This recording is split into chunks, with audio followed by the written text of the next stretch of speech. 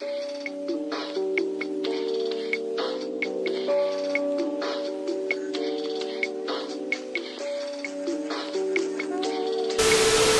fucking love these. They taste just like normal ass dots, but they're like little clear. They're clear, and you can't really see that. It's a clear dot. And I used to get like the little boxes for trick or treating, and so I just like I know. Something about these is burned in my memory. Oh, and I got Sour Patch Kid zombies. We were fucking cooking with gas. Hey, what's the deal today? Waiting for Jack. All I know, that's all Slime told me. Jack Carver, the big. Oh, right. Kind of a pussy. That's not what I heard. Fuck him up. I can take him. You think so? Yeah, man. I've been taking a lot of hits lately. Yeah. Yeah. Yeah. You think you're tough? No, I know I'm tough. You think so? Can I hit you? Yeah, of course. Ready? When you gonna start, right? Because I'm tough. Alright, shit. Maybe you are bad. I hit you with hit me with some tough. Yeah. No, okay. I ain't taking part in that. That's bigger. It's got nails in it. Not harder. Nails. I nail nails for breakfast. Hell yeah. Alright. Hold on. Yep. Ready? Face that one. Face this one. No. Other way. Turn around. You want hit or not? Yeah. Ready? Yep. Fuck nothing. Feel good? Yeah. Nothing. Yes, sir. Look how bad you are. Yeah.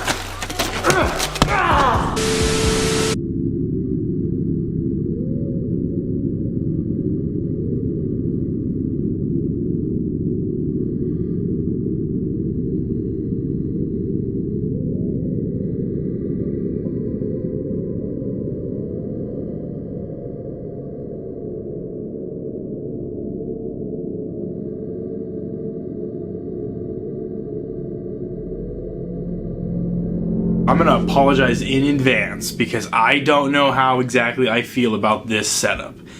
The reason for it, if I spin you guys around real quick, I almost don't want to do this, it'll ruin what I've got set up here. Oh, here we go. Do you see it? Do you see what's going on here? There's nothing in here because I'm moving. That lamp, that's our lighting. That's our core, like, I don't have a ring light, you know. I'm not as professional about this as other people. This is like an impromptu setup because I owe you guys a Dante's Drive-In Halloween special. I have to do it. Look at this. It's just so bad. I just hate... I can't tell if I'm in focus or what, but we're gonna just roll with it. With it being that I'm moving, it's a very stressful time. Gwen moved out. Her and I then patched things up, but she's not moving back in. I think that was a bad idea for everybody. So yeah, but this lighting is just real harsh. I'm not sure how I feel about it yet. I'm probably going to hate it. And last year, I think it doesn't help that last year's Halloween special we had some of like the best lighting ever. It was just like I go back and I look at the Dante's Drive-In Halloween special from last year, and I just am so impressed with how that went. The one thing this Halloween special has over the last one is that we actually have Mountain Dew Voodoo here. Voodoo 4, no less. Last year was Voodoo 3. This year's Voodoo 4.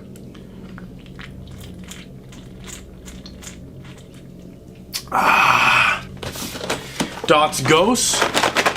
Full box. Not to mention... Oh, I just spilled them all over the fucking floor. Got a bag of Kit Kats, and Reese's. Halloween 4 has joined the party. Can you see that? Should we move Frankenstein? No, now he's covering up the jack-o'-lantern. Little cute Michael Myers, like little baby. It's like Michael Myers is a baby. These things kept showing up on my front door. I don't know who's dropping them off, but somebody keeps dropping those off, and I'm just like, well, I might as well put them up. They're like those vintage, you know, Halloween decorations. I used to see those. There was a bar that my dad would take me to years. This is a long time ago, obviously, since my dad is dead. He used to take me to this bar, and around Halloween time, they'd play AMC, on the TV, and Halloween 4 and 5 and 6 were always on there, and they had those decorations. Specifically, this one of the witch was on the boys' bathroom, and I'd have to go pee, and I'd always have to look at that thing, and it kind of freaked me out as a kid. I seem to remember it being more evil looking, but yeah, these things have started to pop up around my, like every day. For the past like week, I'd go out there and there'd be another one of those. I'm like, what the fuck is the point of these? So, I don't know. I just figured I'd put them all up there and, you know, fuck it. You know what? Actually, I think that would correct my issue with this dead space right here. Let's move this owl here and we'll see if that helps at all. I understand that this isn't your regularly scheduled Dante's Drive-In programming, but we've got a lot of movies to get into. So you're gonna sit right fucking there and you're gonna deal with this shitty lighting. Cause yeah, there's like nothing in my apartment right now. We're in the process of moving. We're gonna kiss this apartment goodbye, mostly because, it's not because of Gwen. I want everybody to know that right now. It has nothing to do with Gwen. The reason we're moving is because there just isn't enough stuff in Greenfield anymore in terms of the supernatural. We did Tubby the Clown. That was a big case.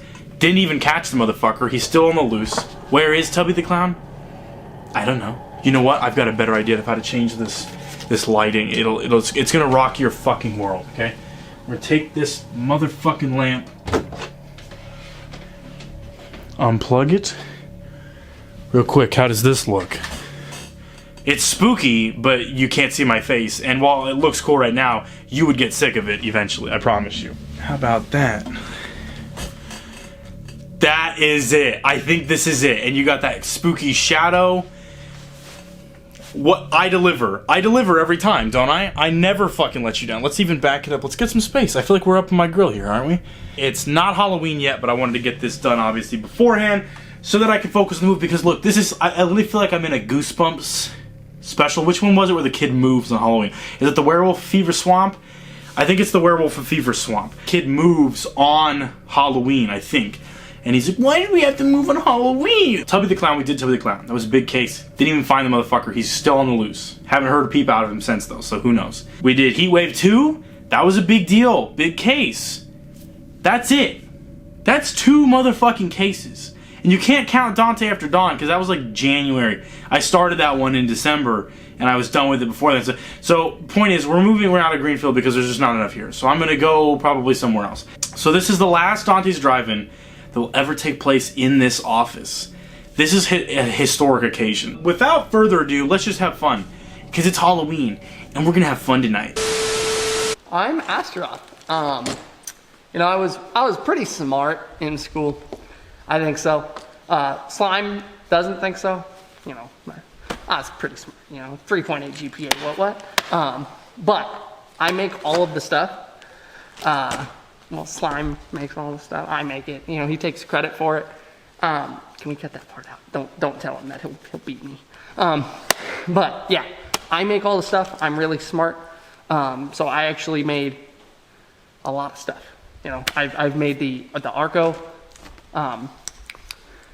the juice for Arco to make her a clone. I did throw a lot of stuff in there. You know, she taught me some things. You know, so you know, I learned from my experiments, but Slime made it. You know, so I also made Obsidious. Okay, he's a big guy. I use everything by WWE SmackDown vs. Raw 2004 stats. Okay, so he is a 94 overall for strength. His speed is an 82, so respectable, nothing crazy. His intelligence, however, so his intelligence is about a 12. He's not very smart, but that dude can take a punch, he can throw a punch, he's wild. He's pretty big, you can't tell, like, pretty big guy, right? You know, my power level is about a 60, 94, right? That was unnecessary, that hurt. Quit doing that, I made you, Slime made you. But, yeah, he's a pretty strong guy. Okay, so the first movie we're going to talk about, keeping in the tradition of starting with the one I saw the longest time ago, is Barbarian. I heard somebody talk about Barbarian. It didn't sound interesting at all. I kept thinking it was like okay, so here's the thing.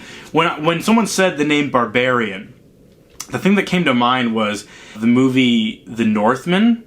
And they're not the same movie at all. And I know that but for some reason I was thinking of something that was like an A24 like period piece, and I was like not interested. And I was like, well, maybe I'll see it eventually, but it wasn't that I was like seeking out. Then I literally saw a TV spot, which I don't watch television a whole lot. I watch pro wrestling though, and there was a TV spot for the movie Barbarian, and it looked really good. And I was like, that sounds interesting. And then I saw that Justin Long was in the movie. I'm like, okay, you sold me, because he's fucking sexy.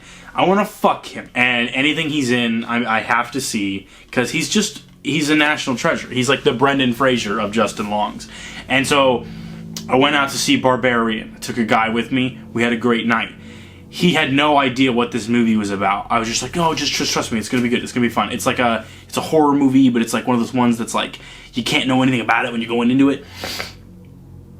If you watch Barbarian, knowing nothing about it, it is a fucking trip.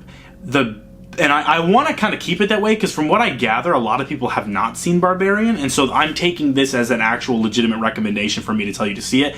I think out of any movie on this list, I'm trying to think, what else am I going to talk about? Munsters, Halloween, Smile. This is probably my second or third favorite movie on this list. Yeah, I think I'm comfortable saying that. It's just fucking awesome. It's the thing I can say that's not a spoiler, but when you see the movie and then you think about it after, because you're gonna be like, why did he say that about the movie? And then you're gonna see it and you're gonna still be like, why the fuck did he say that? That's not what it was. But then you're really gonna think about it. You're gonna see it a second time and you'll be like, oh, that's why he said that. Barbarian is the best Resident Evil movie ever made. The first, I'd say, about 30 minutes of it too is the scariest movie I've seen in a long time. I was bummed that level of like taut electric wire tension was not kept throughout the movie. It changed into something else. But that being said, I still did like what it eventually did turn into. So it was, while I was bummed that it wasn't just this like incredibly fucking white knuckle movie the whole time, eventually it's going to have to show you what it has to offer, and it didn't wait forever to do it, and so I think that's what's going to make the movie have rewatch value.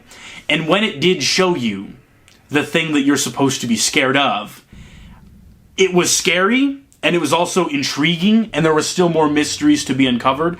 And the nicest other thing I can say about Barbarian is that up until literally like the last frame of the movie, I had no idea what was going to happen in it. It continuously was doing things that were catching me off guard. Justin Long's character in this movie, like I said, I went to it for him, because it also looked good, but him being in the movie definitely made me go and pay money to see the movie, because I was going to watch it either way. Justin Long's character in this movie, he will challenge the audience in ways that they're not prepared for. And I thought he was brilliant in the movie. I thought the writing of that character was brilliant. And the way that it ultimately panned out, while at first felt unsatisfying, the more I thought about it and then the more I watched it, I was like, okay, that makes sense. And I think upon like reevaluation years from now, this is going to be like a really crazy hidden gem, because it already didn't break through. It already didn't get like the huge fucking sweeping notice that a movie like Smile has gotten, which we're going to be talking about, which is a bummer because Barbarian was way better than Smile. And I like Smile. We're going to get to that too, but like Barbarian was fucking awesome. And so I think that this is like, you know how like people like the movie Hardware. If you ever seen Hardware, it's a fucking awesome movie with a lot of work and a lot of direction and a lot of budget and production in it, with these amazing actors and this incredible story, and it's fucking awesome, and the tone and the music and everything. It's like just a movie that should be a fucking cult classic. And you could say it is a cult classic. It should be a classic, not a cult classic. But it just didn't break through. And so now it's this movie that's kind of passed around within deep cut horror circles. Like, oh, have you ever seen Hardware? And they show you that. Barbarian is going to be that 10 years from now. Somebody's going to be like, oh, do you remember Barbarian? And that person's going to be like, no, I never saw it. It's like, oh, you got to see it. I got a copy of it. I'll lend it to you. And that's, I think, a really cool thing. And I hope to see more from this director. It's also one of those horror films that I don't really think you can sequelize. So that might hurt it. They can't really do a Barbarian 2. It has a very finite feel to it, but I'm all good with that. It's also got a lot of great horror comedy Is that lamp catching on fire? Oh my god, it is. Holy fuck. That lamp is catching on fire. Give me one commercial break. Yo, yeah, so pretty much I'm Obsidious. I'm pretty sure, they say no, but I'm pretty sure I used to work for FedEx. But they say no, and I don't know. But I'm pretty strong. I'm the strong guy around here. I'm the muscle, the hustle, strustle muscle, you know. Obsidious, obviously. It's Latin for muscle. And, yep, slime is my boss. I'm off the sauce. But I still got her Prego. Egos. Yep, go step on a Lego. You know. By the way, speaking of, besides the FedEx thing, I'm also starting a SoundCloud. I'm a rapper, if you haven't noticed. Obsidious. How strong are you? Like a 15. Let's see a demonstration.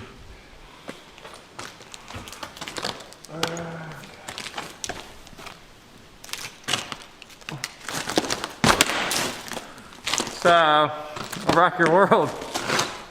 Block your head off, knock your teeth off into the ocean, then you never find them again. See? You're going down. Break that wood.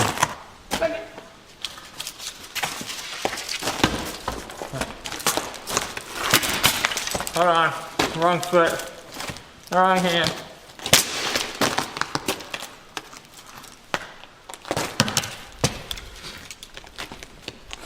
Hold on.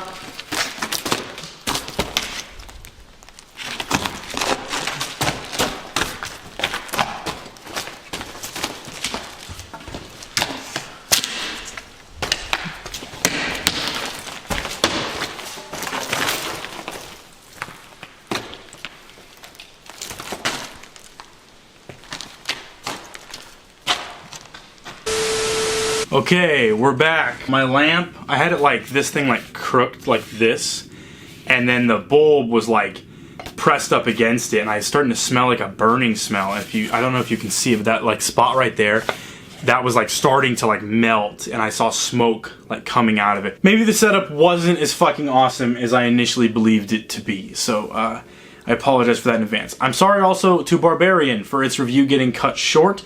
But while talking about it and its horror comedy elements, it reminded me of another movie I saw recently on Shudder, which I really recommend, called Deadstream.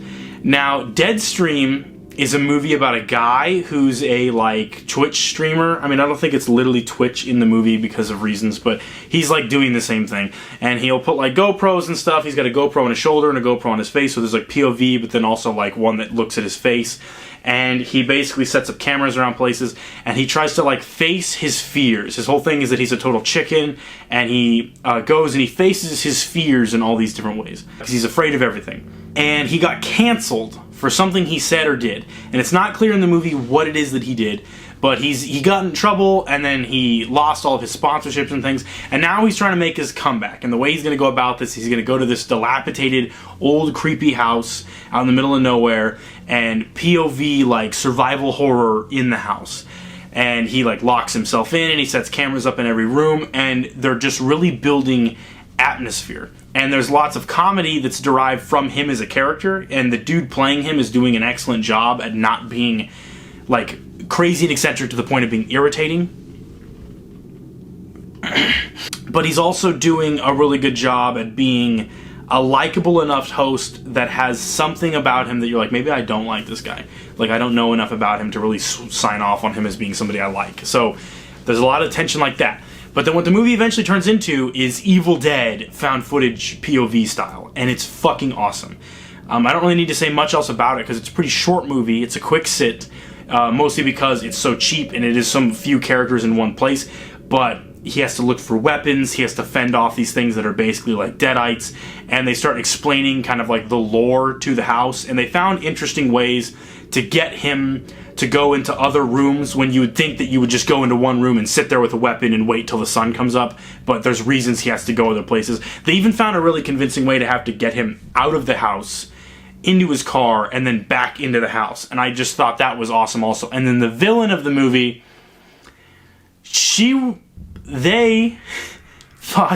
were great when they first showed up, and then once they kind of revealed their hand, they sort of became a little too comical, because the movie has some really scary moments and imagery and great moments of tension. I think a lot of it derived from the fact that you feel like you're in it because of the POV thing, and you feel like you're watching along with this guy's stream, like you're really invested. And the way that they have him communicating with people that are texting back to him, and like fans sending in tips and shit to him, you feel like you're really part of this. So it has a lot of tension, but then the villain, one of the villains at times, I guess, felt too comical. And I would have liked it to go more serious, but they were trying to do that Evil Dead, laughing, cackling Deadites thing. So I don't have much else to say about it, but it's on Shudder. So if you have Shudder, which you should have by now because it's the ultimate fucking streaming service, Shudder, fucking pay me, goddammit. I suck your guys' dick so goddamn often, and you've never once tried to sponsor this motherfucker. I'll tattoo Shudder across my ass cheeks and show it. You wouldn't want me to do that, but I'll do it if you asked me to. That's how committed I am to your streaming service. I'm not just sucking it off because I'm paid by them, because as I'm saying, I'm not. But they are just great. Last night I watched Opera, Dario Argento's Opera. I'd never seen it before. If you follow me on Instagram, you'd see me watching along with that. And it was fucking awesome. And I never would have found the movie if it was not for Shudder. What was I talking about? Deadstream. Watch Deadstream. It's on Shudder. It's a great movie. Moving on. What? You don't need to sit? Huh? No, absolutely not. Yeah, me neither. I'd never sit. Last time I sat, do you know what happened? What happened when you sat last time? This? Last time I sat was on the toilet. You know what slime did to me? What slime did you go on the The toilet? plunger in the toilet. I didn't turn the heat on. Yeah, I sat on the plunger. As a joke? No, as a serious. Oh no. Pearl is the prequel to the movie X, which I covered a couple drive-ins ago. And initially I was going to wait and cover X, Pearl, and Maxine all at the same time, but then I ended up getting too excited because I wanted to talk about how much I loved the movie X. And then I ended up going to see Pearl because I saw it like 2 days after finishing up that fucking drive-in. And then Pearl was fucking awesome. It was so fucking awesome. It's probably my favorite movie on this list. I can't decide, however, if I like it better than X. I know a lot of people are really quick to just hand this movie the fucking trophy and say that it's better than X. And really they shouldn't even be in competition because they're both movies that I feel like, now having seen them both, I don't want either one of them if I don't get the other. And I'm hoping that Maxine makes me feel even more strongly about that, because then this trilogy will be fucking awesome. But I guess Pearl is a period piece, obviously, and where X was going for that kind of like Texas Chainsaw Massacre, like 1970s exploitation slasher horror type thing. That's a lot of different things all at once, but that's what it was going for. Pearl is going more for like that Wizard of Oz kind of like pomp, 1930s Technicolor, am I making any sense here? You kind of get the vibe I'm going for. That's not a period of film that I'm super familiar with beyond horror films, but like that, musical show tunes, like that kind of thing. And the elements of pornography and sex are definitely present here, but they're a bit more subdued because of the time period, which I thought was really clever. But the characterization of Pearl herself is what makes this movie essential viewing. You have to see this movie either before or after X. And if you do that, X is then made 10 times better than it already was. I fucking loved X just as a movie. It didn't even need a prequel in order for me to like it. I just liked it a lot. It was a very simple slasher movie with great music, great atmosphere, characters that I liked, great kills, satisfying ending. I loved that movie. I saw it many times. I bought it on Blu-ray day one. And I still love that movie. And I do like it better than Pearl. And I think I was at the beginning saying I didn't know for sure. I'm going to say that I like it better than Pearl. But Pearl is so fucking awesome, and I think on a technical level is probably the better film. Mia Goth, as this character, is a horror icon. She has to be. And it's a fucking travesty that she's not going to win an Oscar or a Golden Globe or any kind of fucking award for this. She should. She might win a fucking Chainsaw Award at the Screamies, or whatever the fuck it's called. But she needs a real award. There needs to be some sort of actual recognition to the general public that this performance was something exceptional, because it was. There's 2 shots that people have brought up that are 2 continuous long takes of her just acting her fucking ass off, and they're both incredible. But that second one, the one at the end credits, I remember sitting in my seat just like, holy shit, this is a fucking movie. Because it was crazy. It was fucking nuts. I was just in awe at the movie I was seeing. They're basically just kind of showing us a snapshot in her life. It doesn't lead us up directly behind X and say, like, this is how X happens. They're more just saying, like, okay, that character from X, here's her, like, 60 years, whatever, not 60, I don't know, many, many decades beforehand, several decades. Here's her then, get a load of her now, and then you fill in the blank in between. And you can very clearly do that. But like I said, it's not interested in like just being a prequel. It's interested in telling its own story that just so happens to take place before the movie X began. And I think that was what was really fucking awesome about it. It also had a great like fall atmosphere. So if you haven't seen it yet and you're looking for something to watch like around Halloween time, it's got cornfields and a scarecrow, a really great scene involving that scarecrow. It also, I'm a big fan of Lizzie Borden. I've always found her very fascinating and that whole story very interesting. And Mia Goth as Pearl in this movie felt like a Lizzie Borden movie. Like her running around at the end with that axe, chopping people up and stuff. That felt like a crazy, like drummed up, fictionalized version of Lizzie Borden. So that's something obviously that only I kind of really got from the movie. But her in that red dress and things like it's really iconic. And that dance that she does beforehand, that whole like kind of last 40 minutes of this movie. It's also a quick movie. This felt like it went by really fucking fast. I was never bored. I was super into it. But that last like 30 minutes, maybe not 40, but 30 minutes, everything from like the dance onward, it was just the tension kept going and going, and you kind of see the writing on the wall where it's going to go. And once it went there,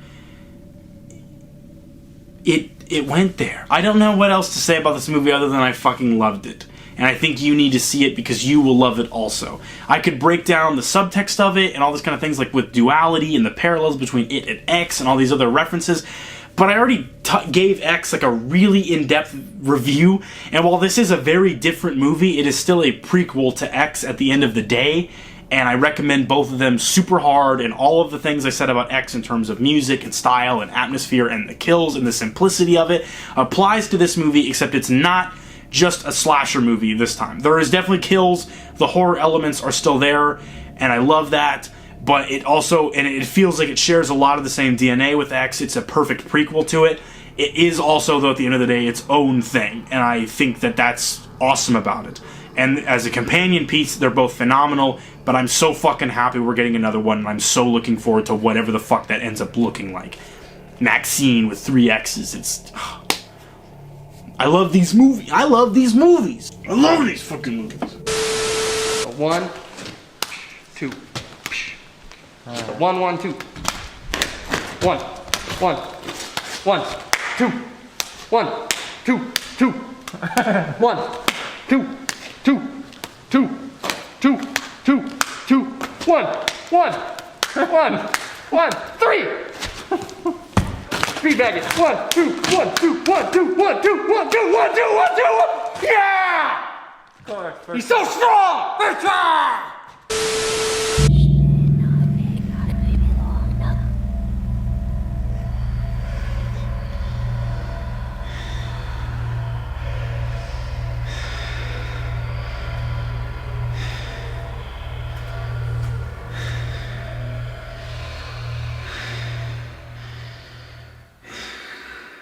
I want to talk about Smile. I'm sorry, that was mean. I shouldn't have done that. Smile is like good old-fashioned spook 'em up, okay? This movie didn't fuck me up that hard. It really wasn't blood-curdling, but it was pretty creepy. And the thing that it has that I don't think even Barbarian or Halloween Ends or Pearl, certainly not the Munsters, the thing that it has that all those things don't have is dread. Smile has a palpable sense of dread and doom and impending death. The threat. I'm looking at my closet right here, and it's dark in this room other than this fucking lamp and these Halloween decorations. and my house is all completely empty. I'm getting chills just explaining this to you. There's a little crack where my closet is just open enough, and I almost like am scared right now. I'm feeling the heebie-jeebies is what they call it. When I say dread, I'm gonna explain this, okay? Because some people, I know a lot of like horror aficionados, they know what dread is. They've seen fucking Pulse or whatever, and so or fucking Cairo or Ju-on, or like they understand what dread is in a fucking movie. Which those are all foreign horror films. Which we're gonna get into that too, because I've got a lot to say about Smile.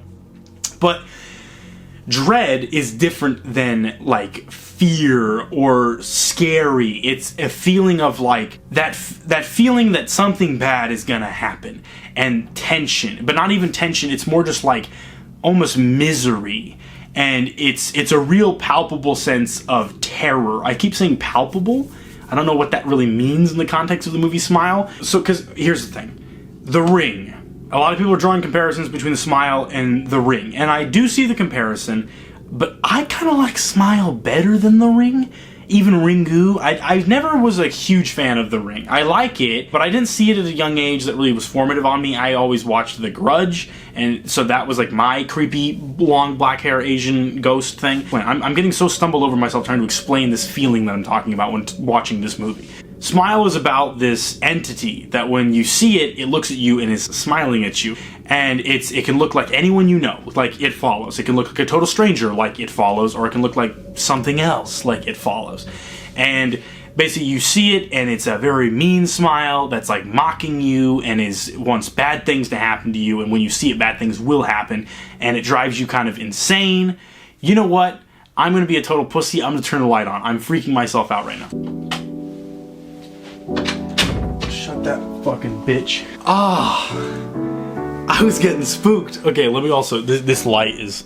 I promise we'll go back to spooky lighting in a second. Here we go. Okay. Yeah. That's good. No, that's way too dark. There we go. You like that? I can fix it in post. So there's this entity that when it looks at you, it's smiling at you, and it's like mocking you. It's a mean smile, it's an ugly smile, and there's this woman who deals with mental health, people who have really intense mental health issues and things like that.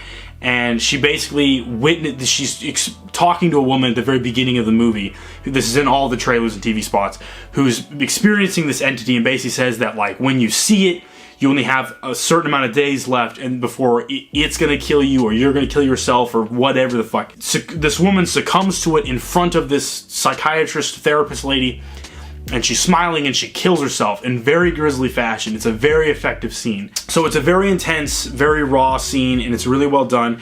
And basically, how this thing works is once you witness somebody else kill themselves, the trauma of that fucks you up enough that now you have it and you start seeing the smile thing until you kill yourself in front of somebody else, and then it goes to them, and it's this big chain that goes forever, and there's other chains of it too. And if you haven't seen Smile yet, I think a lot of people have, because a lot of people were talking about it, and it's a really good movie.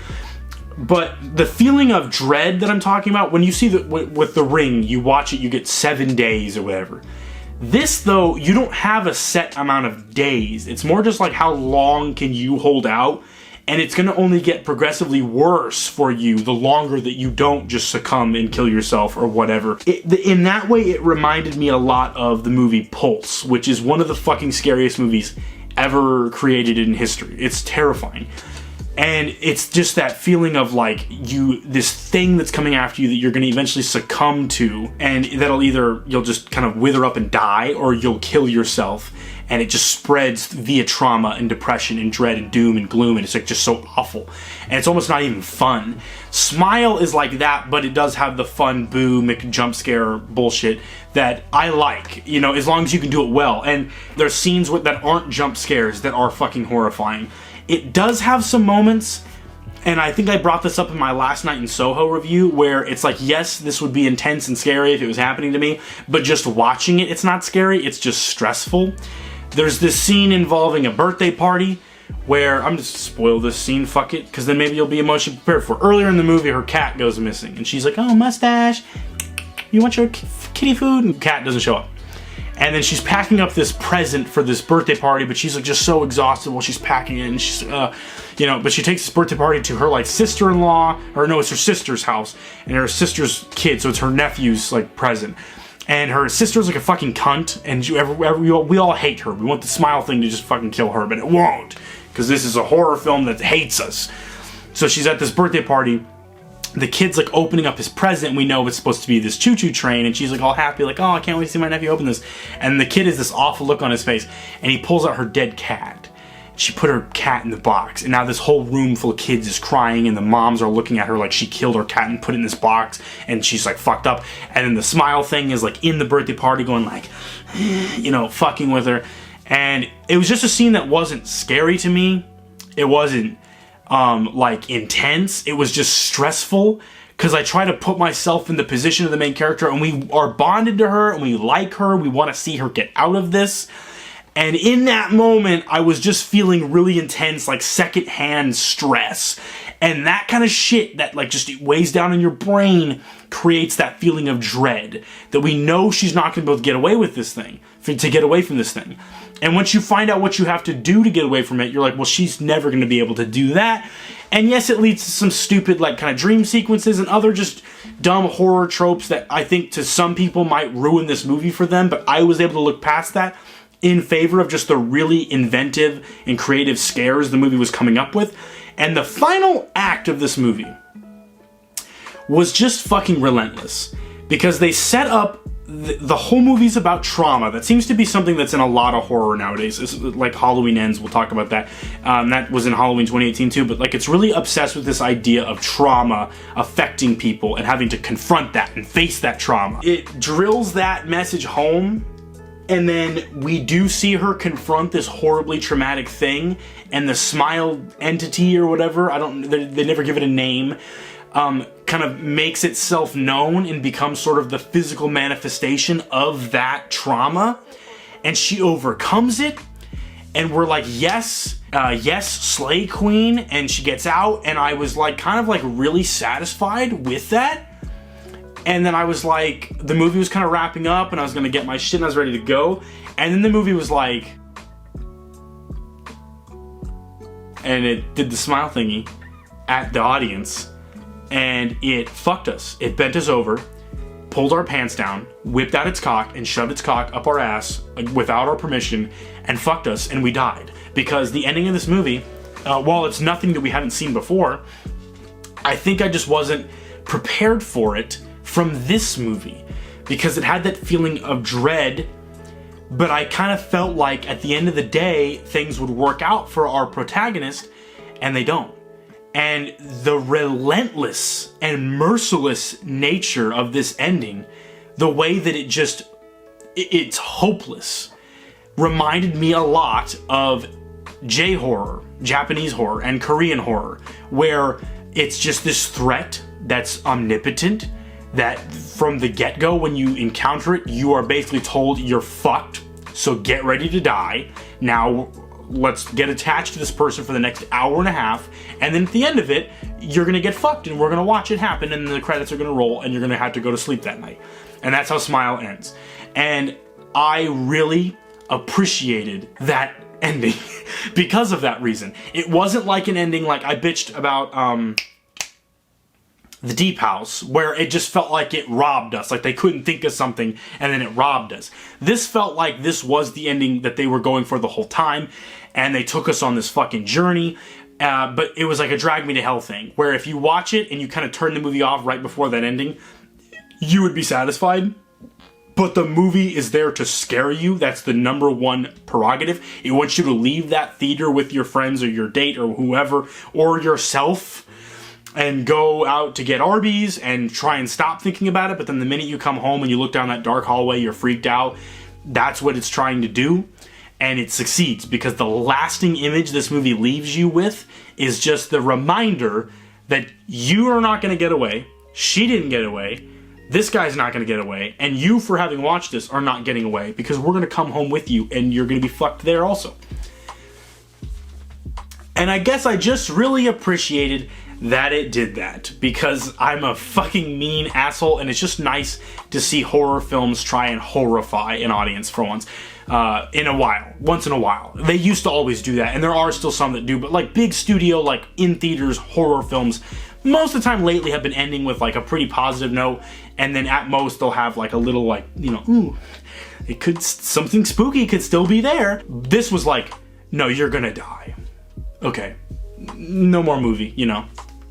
And I liked that. I liked that it was mean. So we've been training Obsidious to be the most downright crazy fighting machine, right? He's going through the most rigorous training. This isn't no Gold's Gym, okay? This isn't no Planet Fitness, okay? This is Astaroth's plan of attack. He has the most vigorous training that any villain could ever have. Look at him. He is a picture of health. He's a picture. That man would make Muhammad Ali shit his pants and cry. Okay? Look at that man. He's nuts. Again. Again. Again. Higher. Higher. Higher. Roundhouse. Nice. All right. On to next. Push-up. Now on the ground.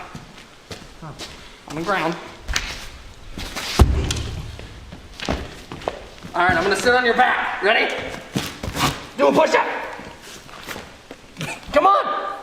Yeah. Yes. Okay, now that we're gonna talk about the Munsters, I think I can turn the light back off. But that closet door is staying shut, motherfuckers. The Munsters. I made a video talking about how worried I was about the Munsters because I thought it was going to be the worst thing ever created. There was a day I came home from work, from a job that I fucking despise, which actually I'm supposed to be at tomorrow morning at 5 in the morning. And it's 9:56. Not quite late enough, but you know what? I'm going to do it right here, right now. I'm quitting. They can go fuck themselves. I'm just not going to go to work tomorrow. I'll go get a different job that I like better, but I'll take the day off for me, in honor of the fact that I really dug the Munsters.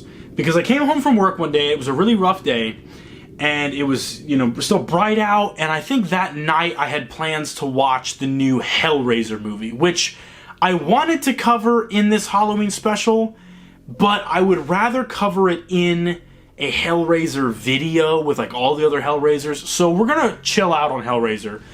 I will talk about it eventually, but the day I was gonna watch that, I'm like, well, let's get the Munsters out of the way first, because it's on Netflix, and I'd been stalling because I thought it looked really, really fucking bad, and I was really worried about it. That trailer was terrible, that teaser was terrible, and so I turn it on, and I'm hating it.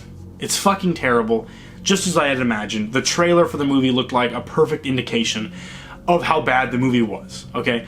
Then I was like, you know what, just out of curiosity, let's see what it looks like in black and white, because like it's clearly like a Universal Monsters like inspired thing, and it's based off the TV show that was black and white. I know Rob Zombie had even said that he would have liked for it to be shot in black and white, and they were talking that the Blu-ray was going to come with a black and white copy, which I don't think ended up happening. So I was like, okay, we're going to make it black and white, and I did, and guess what the fuck happened?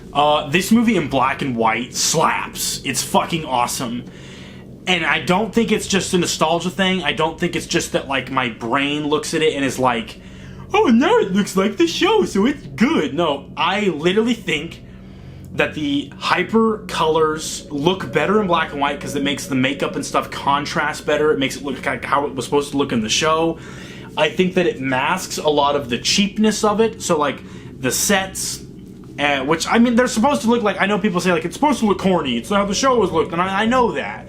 But something about those sets and stuff, like, in color is distracting to me, and I didn't like that. And once it's in black and white, I can kind of look at them and really get that Universal Monsters, like, kind of spooky, chintzy feel.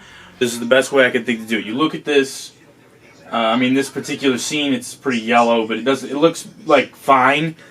Other scenes are worse. I will find better examples. I've already got my TV hardwired because I like to watch certain things in black and white. Like, some things, like Jaws, The Revenge in black and white, slaps ass. Boom. Look at that.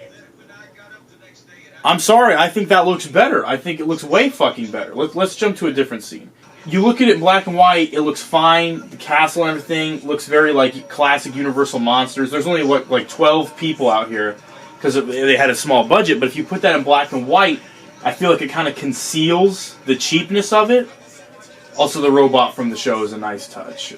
But like, okay, so when she goes into the club, and then Herman's performing at the club, it looks like, just because with the music and the lights and everything, it feels like it's a pretty happening place. But now if I set this to color, to me personally, this instantly feels like there's like 6 people in here, it's cheap, it looks like they filmed this in their fucking garage.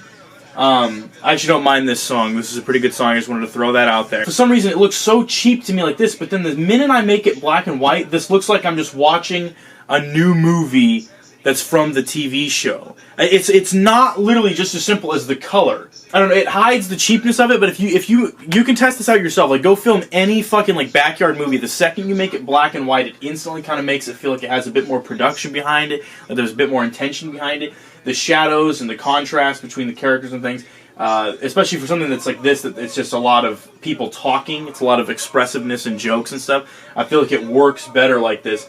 But it also, like, it maintains that gothic Universal Monsters feel, which, okay, here's a great fucking example. So when they're out partying or whatever, again, this club, it feels a lot more happening in black and white, just because it feels like an older movie when they wouldn't have so many actors.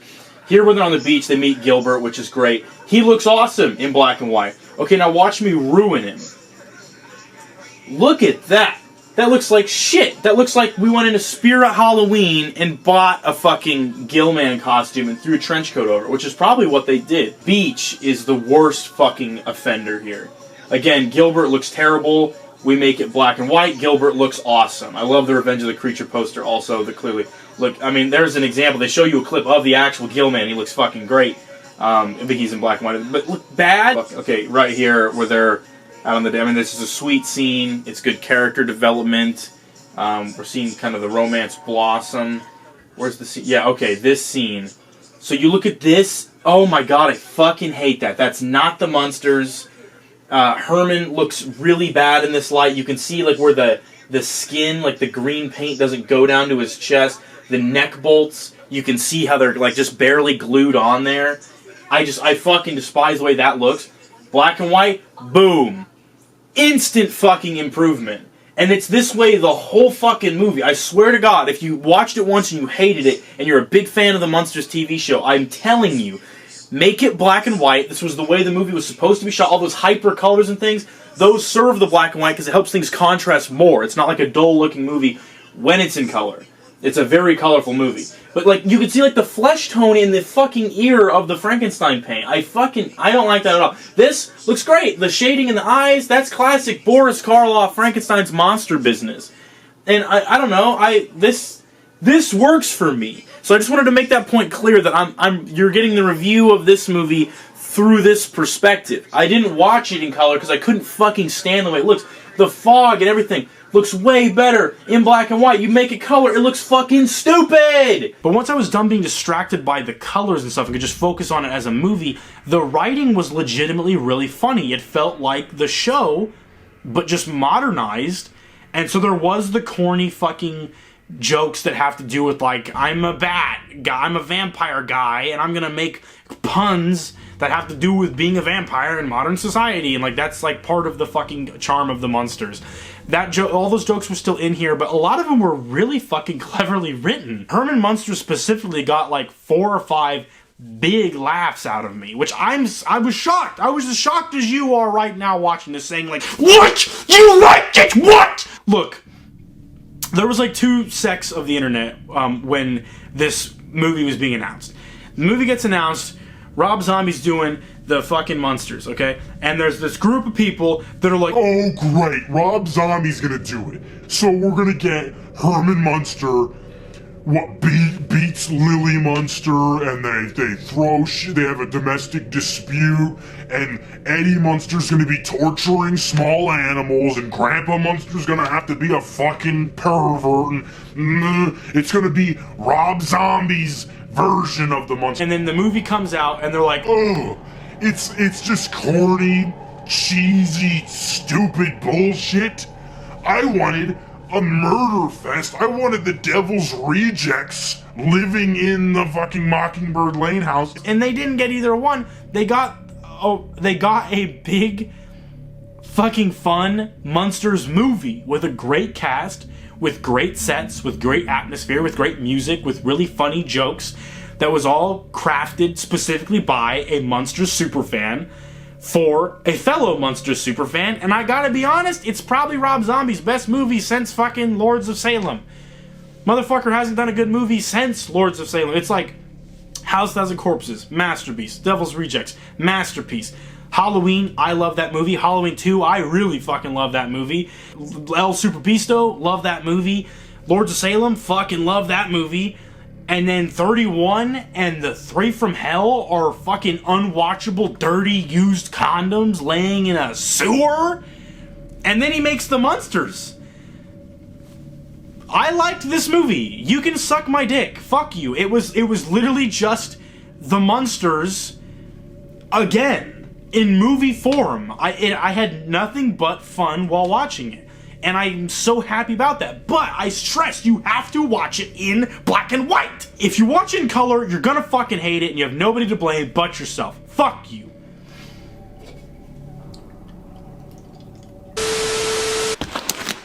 Heights! Heights!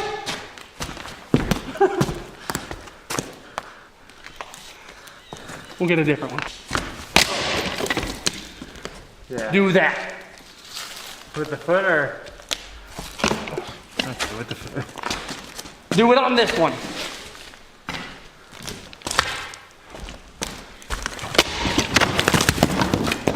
He's so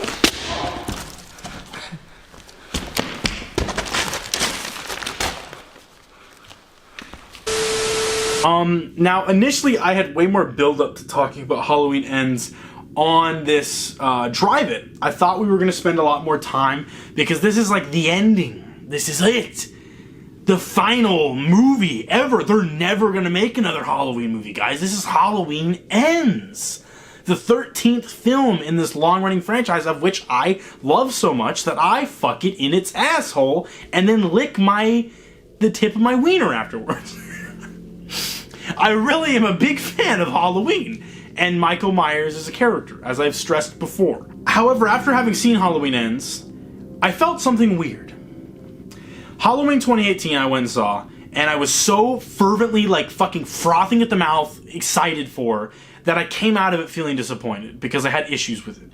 And then seeing people who were really fucking into it tell me why they were made me dislike it even more, because I was jealous of them. I wanted to like it more. I wanted to be like, yes, this is the next coming of Slasher Christ. And it wasn't. It was just a fine Halloween movie that brought in a whole new generation of fans, which I have now come around to being very happy about, but I still don't love. And I've rewatched it since, and it grows on me more and more, and I still like it, but it's just now one of the other Halloween movies that I watch and enjoy. And it did give us James Jude Courtney as Michael Myers, so that's that. And also brought John Carpenter back to do new music. It's got great things about it. I love that movie. I know I said I don't love it. I do love it, because it's a Halloween movie, and I'm just happy to see Michael Myers, okay? Halloween Kills. I said last year, and I went back and rewatched my... I keep calling it a review, and I've also said before that I'm not a reviewer, that these are not reviews, they're just discussions. So I watched my segment where I covered Halloween Kills in last year's Halloween Drive-In. And I don't really remember what the fuck that version of me was thinking about the movie, because he doesn't seem to make a clear point about how he feels, but I know that when I watched it, I liked it a lot better than 2018. And I liked that they cut out the comedy. I liked that it was just a murder fest, that it was just, you know, fire and brimstone, die, stab, stab, kill the movie. And I liked the scene with the mob at the end of the movie. I thought it could have been better. But ultimately, I came out of Halloween Kills really satisfied, and I was kind of anxious to see where this was all going. Then Halloween Ends came out. And I was kind of getting back to that place where my anticipation and my excitement was becoming too much, where it was just becoming, like, unhealthy. I was just constantly looking up, trying to find spoilers. I didn't want to go in blind. I wanted to know everything, because I feel like if I know what the movie's like, if I know what I'm going into, then my expectations will be measured, and I can kind of get, like, my second or third viewing but on my first viewing. And then I can give the movie a bit more of a fair shake. Because if I go in and I'm just like, okay, it has to be this, it has to be this, it has to be this, and I need to get this in there, I'm going to come out disappointed. And I wanted to see whatever the fuck they were going for the first time. And I kept getting leaks and Easter eggs, but I still didn't get quite a clear picture until I saw the movie. And I remember feeling weird. Because I bailed on work the day after, because I stayed up till midnight to watch it on Peacock, because I didn't want to go to a theater, because I was like, if this pisses me off, I don't want to see it with other people, and then have them, like, vicariously affect how I feel about it. Having seen it, I think I really like Halloween Ends. And I've said to this before, because it's weird, because whenever someone says, hey, what'd you think of Halloween Ends? I say, oh, it sucked, it was complete bullshit, I fucking hate that movie, it was terrible, they should go die. But I don't really feel that way. I just feel like it deserves to get shit on because it pisses me off that they tried something this fucking weird. But at the end of the day, when I was sitting there watching it, I didn't really hate it. There were definitely things about it I was disappointed with. Hawkins, why even bring him back? Why did he even come back? I mean, I liked the stuff that they had with him in Kills, but like they just didn't do anything with him in this movie. So that's fucking stupid. I liked Laurie Strode kind of going back to like how she was in the first movie. We kind of get like that old Laurie Strode from 1978, but now like her as an old woman. We skip over the stupid Sarah Connor version of her, which I never was a fan of, and we go back to old school, you know, sweet, innocent Laurie Strode. But with that edge of like, this is still the woman that did the Sarah Connor doomsday prepping shit forever, so she can still fuck you up if she needed to. So that was cool. Corey Cunningham, I actually loved. I thought he was fantastic. I didn't like that he showed up this late. He really needed to be introduced or something in these previous two movies, because that's the thing. Halloween Ends is just a movie, just on its own. Is a great Halloween movie. I've always said that I'm a big fan of Rob Zombie's Halloween 2, and because it just does something so radically different, it takes those elements of Laurie Strode, Michael Myers, Halloween, stab, pumpkin, it takes all the elements that you need to have, remixes them, retools them. Who the fuck? Who is it? Nobody of importance. It takes all those elements and remixes them and does something completely different with them, and I like just seeing something totally different. I like how this franchise, as much as people don't like to say that it is really flexible. You can do lots of crazy things with it. And Halloween Ends takes these big swings, and I like what they do.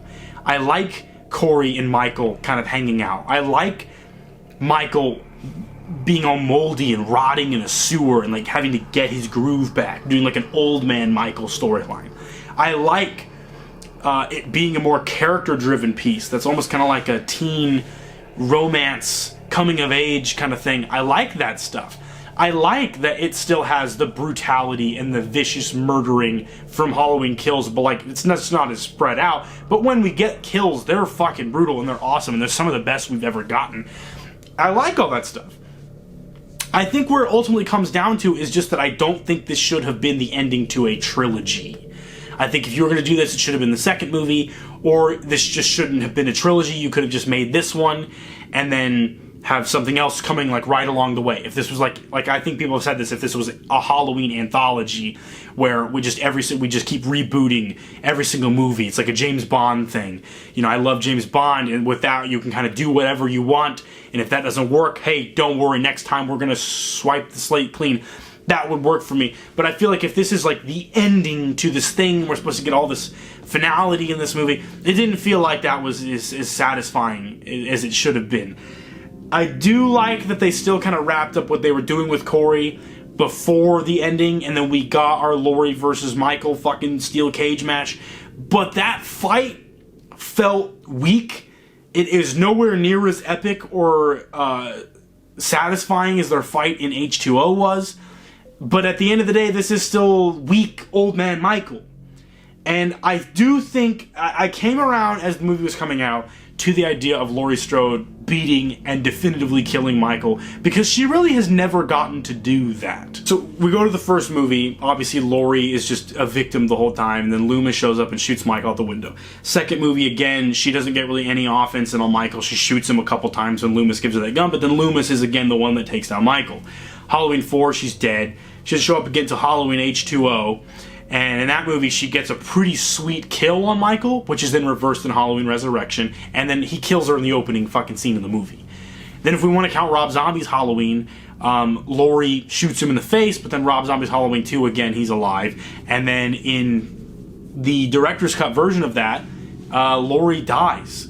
She doesn't get the win over Michael, and then in the theatrical cut, she, like, becomes Michael.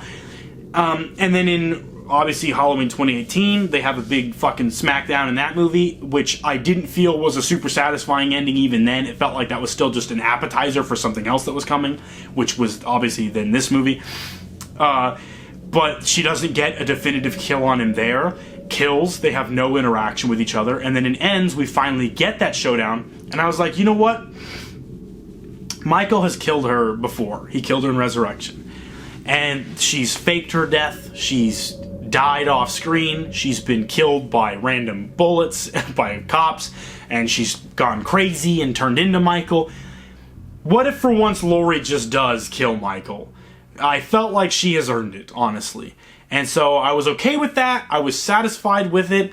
But then it's just kind of the execution of how they did it. I was more like, well, that was just too quick. You know, it felt like it wasn't earned. It felt like during that fight, he didn't get enough offense in on her.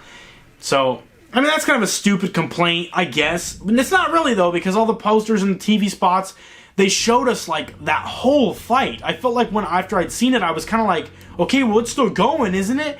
And I liked where, you know, she stabs him in the chest, and then he sits up, and that's kind of how he gets out of it, that classic Michael Myers power sit up or whatever. That was cool, and then she stabbed the hand, and then he jolts out of that. I was rooting for Michael to keep going, because I was expecting him to die. I kind of even wanted him to die, just so I could see it at least one time, like a permanent death for him that stuck within one timeline. That felt really fucking finale, because obviously, you know, we've seen deaths before for Michael that, like, the timeline didn't continue, like in Rob Zombie's Halloween. But it's still, like, just getting shot never felt like it fucking mattered. This was, like, a really good death. I just would have liked it if it took more to get there. And I would have liked it more if Hawkins had something to do with it. I felt like he needed that, really. But other than that, I liked Halloween Ends. I really did.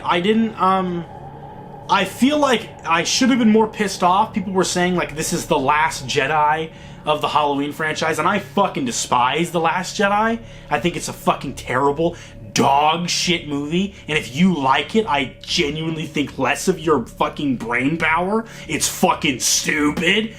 So when people were saying that, I was getting so fucking scared, and then I saw Halloween Ends, and I really kind of dug what it was going for.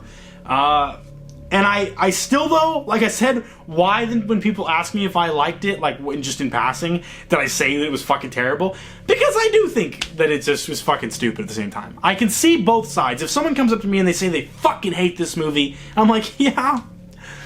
But to me, personally, it didn't piss me off. And honestly, that's the most I can ask for. Selfishly, I just want to feel good about it. If the rest of the fucking world hates it, as long as I don't have to go through what I went through with Halloween 2018, where I just felt like I was on such an island, and everyone else was having fun except me, I'm happy that I got a satisfying ending. And I can look back on 2018 kills and ends satisfied. And because I went through such a fucking battle emotionally with these movies and David Gordon Green and Danny McBride and following along and investing so much of my fucking time in them, it just feels good that what they eventually did was something really weird and interesting, and I can look at each one of them and feel really unique about each one. I like that better. I almost wish they would have made 4, because then it doesn't... A trilogy, people expect like a beginning, middle, end. But if it's like 4, it's like we're just looking at it as, okay, they're just doing a quick little franchise. Look at them all as each individual pieces. It's not one big story. You know that. You could have then made Halloween Ends make the next one Halloween Ends, and then this one's like Halloween Continues or whatever, and you have the Laurie and Michael showdown.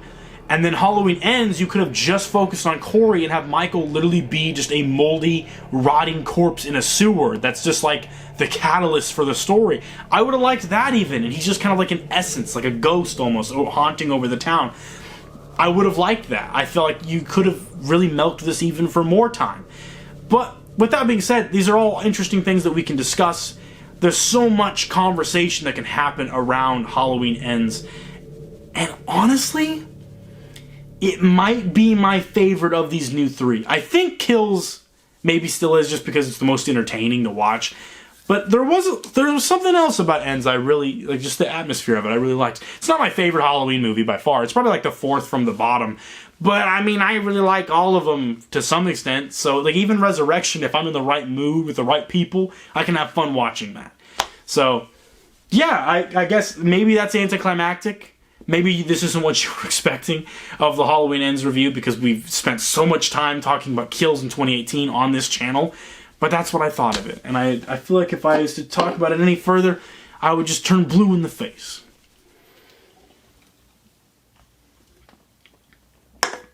And I finished my voodoo. It's come to my attention that some of you fucking virgins on the internet think that the Sinister Syndicate is a fucking joke.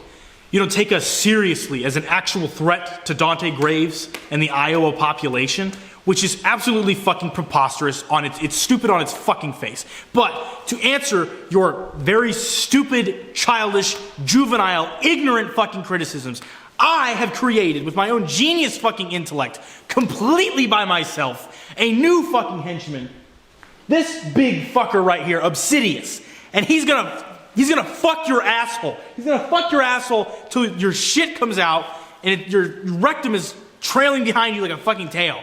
He's a bad motherfucker. I trained him myself with all of my own expert fucking martial arts techniques. I'm scared of this motherfucker. I mean, I'm not scared of him. If I really had to fight him, I'd fuck him up. But if there was a ranking system, it'd obviously go me, Arco Iris, and then Obsidious right after it. And then that's basically it. Everyone else in the Syndicate is a quivering pussy. But this is the blueprint. This is the fucking future, okay? This motherfucker is so goddamn deadly. I've seen him break bricks with his fucking teeth, okay? 4,000 pounds per square inch with his fist. Slime. What? It's only 1,000. No, 4,000 is how. It's only 1,000. Since fucking when? The average PSI, in my mind, for a human is about 500. We could only get him up to 1,000.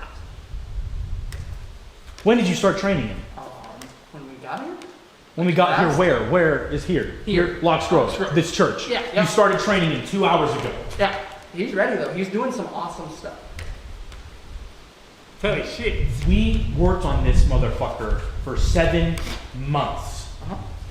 You've had 2 weeks since we grew him in the sanctum to train him. Yeah. What the fuck is this? What is he doing here? He's only 2 weeks old. I got to know him. He's a really cool guy. He's a rapper. You should actually give his music a sound. Yeah, SoundCloud. He likes cars, but not of the real car variety. He likes Hot Wheels.